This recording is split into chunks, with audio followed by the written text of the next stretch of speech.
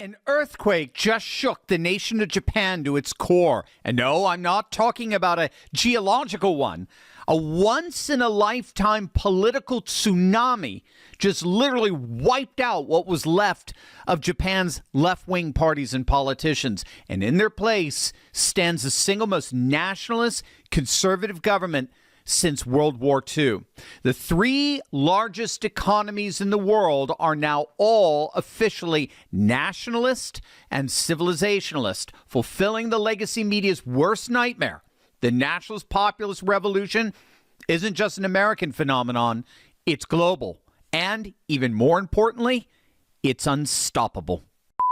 Hey gang, it's me, Dr. Steve, your Patriot Professor, celebrating yet another day, a glorious day in Trump's golden age that you made possible back in November 2024. So if you want a front row seat on how you continue to change the world in ways you never even imagined, you know what to do. Make sure to smack that bell and subscribe button.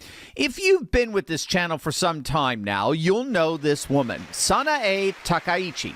Back in October, Takaichi became Japan's first female prime minister. She's been called Japan's Iron Lady.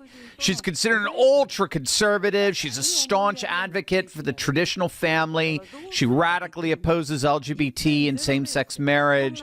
She wants to preserve the male-only imperial succession. And the big one, she is a staunch advocate for stricter immigration policies at precisely the moment liberal globalists insist Japan needs more foreign workers.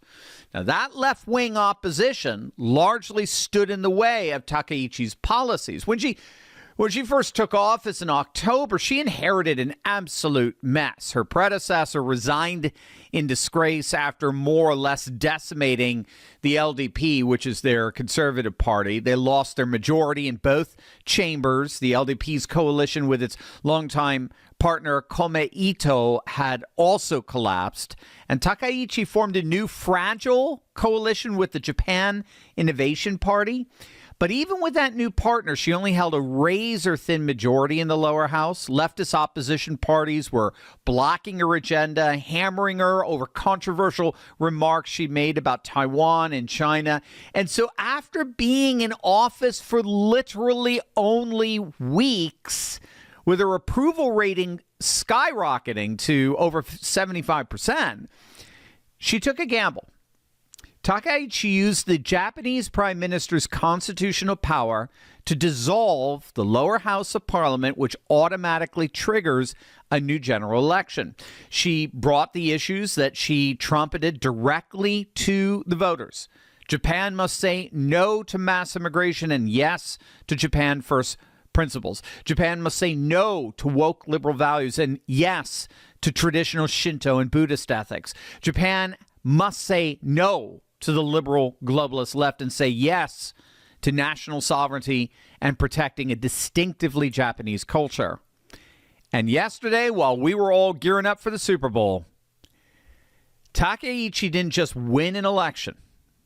She obliterated the opposition. Her party, the LDP, needed 233 seats to recapture the majority. They won nearly 100 seats more than that. 316 out of 465 seats in Japan's lower house of parliament, a two-thirds supermajority. The first time any party has ever achieved that in Japan since the end of World War II. Together with her coalition partner, Japan's Innovation Party, her bloc now holds 352 seats. The main opposition, the so-called Centrist Reform Alliance, was annihilated, collapsing from 172 seats to now just 49, forcing both of its leaders to resign in disgrace. The Japanese Communist Party was cut down to just 4 seats, and a left-wing populist party went from 8 seats to now merely 1. It was an electoral tsunami. Again, a political earthquake that we see once in decades. The supermajority now gives her the power to override the upper house and even alter their national constitution, something no Japanese leader has been positioned to do in decades. In short, Takaichi bet her entire premiership on her personal popularity, and she won the biggest mandate in modern Japanese history. President Trump was ecstatic after the results came in. He took to Truth Social and congratulated her on, quote, landslide victory and wished her great success in advancing your conservative peace through strength agenda. Trump is a huge fan of Takaichi, as she is of him. She posted in response, I am sincerely grateful to President Donald J. Trump for his warm words. I look forward to visiting the White House this spring and to continuing our work together to further strengthen the Japan-U.S. alliance. Our alliance and friendship with the United States of America are built on deep trust and close, strong cooperation. The potential of our alliance is limitless. Let us work together to ensure that our alliance continues to bring peace and prosperity to our two nations and beyond. And here's the part that should make every conservative in America smile. She did it on a platform that sounds like it came straight out of a MAGA rally. Wait until you see this.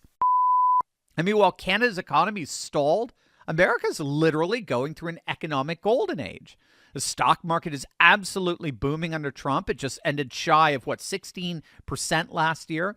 Last week, the S&P 500 surged to 7,000 points for the first time in its history. Gas prices are at their lowest in 5 years. Mortgage rates are under 6%. Inflation is under control. And last year, we collected over $230 billion from tariffs, helping slash our trade deficit in half, which means there's a massive opportunity to profit from the growth of American companies, and not just for Albertans, but you got to know what you're doing, and you have to know what's really going on, and ignore the legacy media's lying narrative of doom and gloom and the like. Their fear-mongering is deliberately trying to prevent you from taking advantage of all the actual growth we're seeing under Trump. I don't want that to happen to you. I want you to know the truth about what's happening, which is why I am so excited to announce that our good friend Mark Wilburn of Neos Capital is hosting a private live event just for our listeners called the Golden Age Summit. It's on Thursday, February 11th and Saturday, February 14th. Mark is a stock market expert. He's a committed patriot and someone who has a knack for just demystifying the market so everyday Americans can profit from it. Plus, he'll help you make sense about what's really going on. I know he's done that for me, so you know how to profit from it. Now, I've been through Mark's trainings myself, and I can assure you they are top-notch. Mark hosted a few of these events last year during Trump's first year in office, and he showed our listeners how to profit during the golden age. And some of the stories we heard were absolutely mind-blowing. People like Bert, who after attending one of these events, went on to make nearly $25,000 on a $70,000 account in just 6 weeks.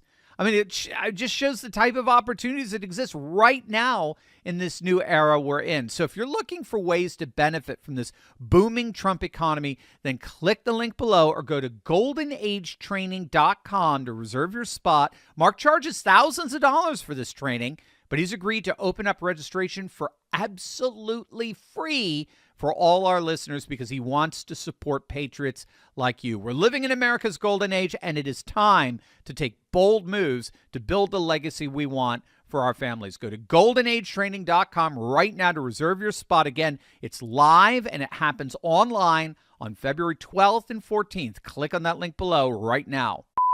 Takaichi ran on defending national sovereignty, strengthening the military, cracking down on immigration, preserving traditional family values, and cutting taxes. She pushed Japan's defense budget to 2% of the GDP, making it the world's third largest military spender, because she understands that China isn't going to wait around while democracies debate pronouns. She tightened rules on permanent residency and naturalization. She opposes same-sex marriage. She supports the imperial family's male-only succession. She's pushing anti-espionage legislation to root out foreign influence operations. And when asked about Taiwan, she did not mince words.